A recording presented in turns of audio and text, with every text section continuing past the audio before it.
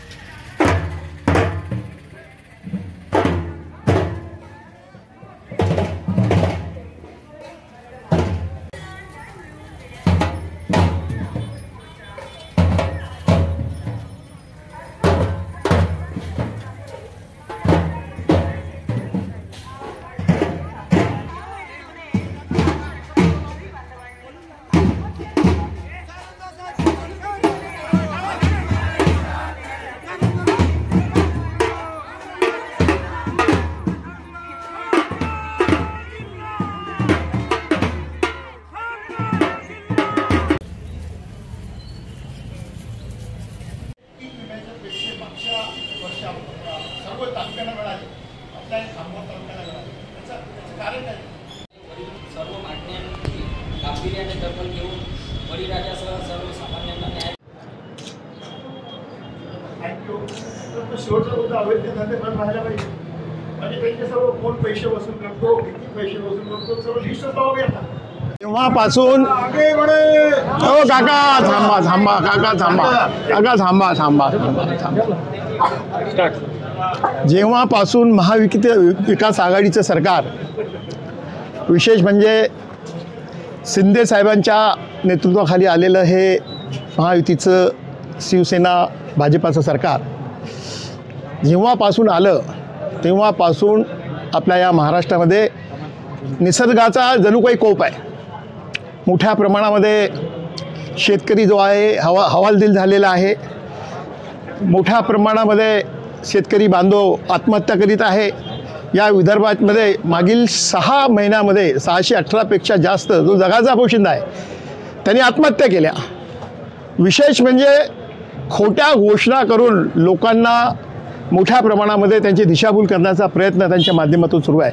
म्हणून आज महाविकास आघाडीच्या वतीनं यामध्ये आदरणीय शरद पवार साहेब यांचा राष्ट्रवादी पक्ष, आदरणीय आमचे उद्धवजी ठाकरे माजी मुख्यमंत्री त्यांचा शिवसेना पक्ष, भारतीय राष्ट्रीय काँग्रेस आमचे नेते मल्लिकार्जुन खरगे व राहुल गांधी यांचा काँग्रेस पक्ष याच्या माध्यमातून शासनाचं लक्ष वेधण्यासाठी जो माझ्या शेतकरी बांधवांमध्ये मोठ्या प्रमाणामध्ये आक्रोश आहे, तो आक्रोश दाखवण्याकरिता आज सर्व आमचे शेतकरी बांधव मोठ्या प्रमाणामध्ये या आक्रोश मोर्चामध्ये ते सहभागी झाले।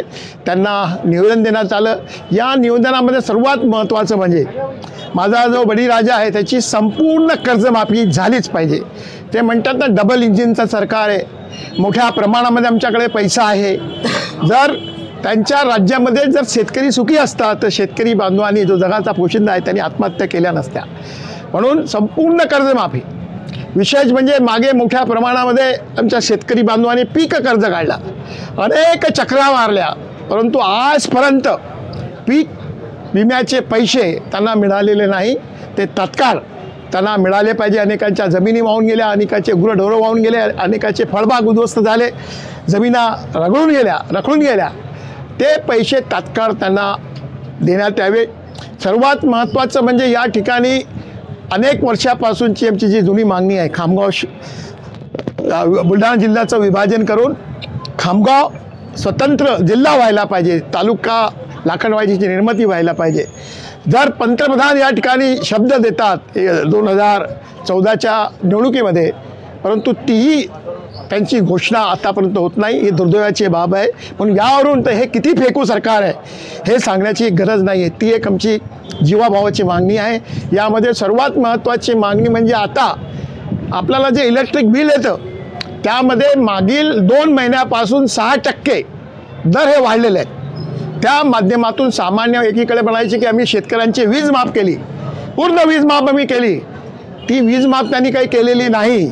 उलट ते म्हणतात की सोलर तुम्ही लावा, सोलरच्या माध्यमातून त्यांच्या एजन्सी आहेत ते त्यामध्ये पार्टनर आहे, त्या माध्यमातून जर तुमच्या इथे सोलर तुम्ही लावला नाही व विद्युत विभागाच्या माध्यमातून जर माझा शेतकरी राजा जर वीज घेत असेल तर त्याला देखील मोठ्या प्रमाणामध्ये वीज बिलं त्या ठिकाणी येतील. म्हणून हे 60% जे दर लावलेले आहेत ते त्यांनी त्वरित कमी करावेत. त्याचप्रमाणे सर्वात महत्त्वाचा मुद्दा म्हणजे यामध्ये खामगाव मतदारसंघासह बुलढाणा जिल्ह्यामध्ये खुलेआम अवैध धंदे सुरू आहे. तुम्हाला दिसतात जागेमध्ये अतिक्रमण करून मोठ्या प्रमाणामध्ये त्या ठिकाणी लालसेपोटी युवक, शेतकरी, शेतमजूर मोठ्या प्रमाणामध्ये तिथं जातात. त्यांचे घरं उद्ध्वस्त करण्याचं काम विशेष गृहमंत्री आमचे उपमुख्यमंत्री फडणवीस साहेब आहे तरी खुलेआम. आणि ते आपण पत्रकार आज आपल्याला माहीत आहे त्या कोणत्या नेत्यांचे कोणत्या पक्षाच्या पदाधिकाऱ्यांचे धंदे आहेत ते सर्व तात्काळ ते बंद व्हावेत व शेतकरी, शेतमजूर, तरुण त्यांचं जीवन उद्ध्वस्त होण्यापासून त्यांनी वाचवावं.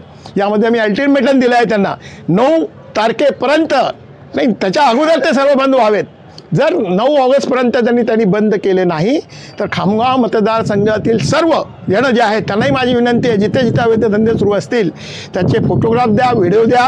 तिथं रस्त्यामध्ये मोठ्या प्रमाणामध्ये तिथं ताजी ओरली सुरू असते, गाड्या उभी असतात आणि तेच सर्व नेते एका इथल्या जनप्रतिनिधीच्या सोबत सातत्याने राहतात. म्हणजे एक गुंडांची टोळी त्या माध्यमातून दहशत निर्माण करण्याचं काम या खामगाव मतदारसंघामध्ये सुरू आहे.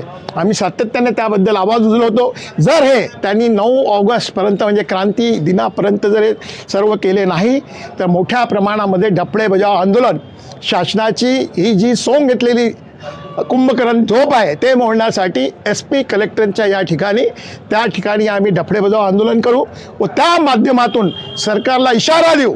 जर कोणते अधिकारी पैसे घेतात, कोणता PA त्यांचा येतो, कोणता रायटर घेतो, किती पैसे घेतो, कुठं घेतो, लाखो रुपये त्यांना त्या माध्यमातून कोट्यावधी रुपये त्यांना हप्ता या ठिकाणी मिळतो व त्या माध्यमातून खुलेआम धंदे सुरू असतात. त्या ठिकाणी त्यांचे माता भगिनी जातात.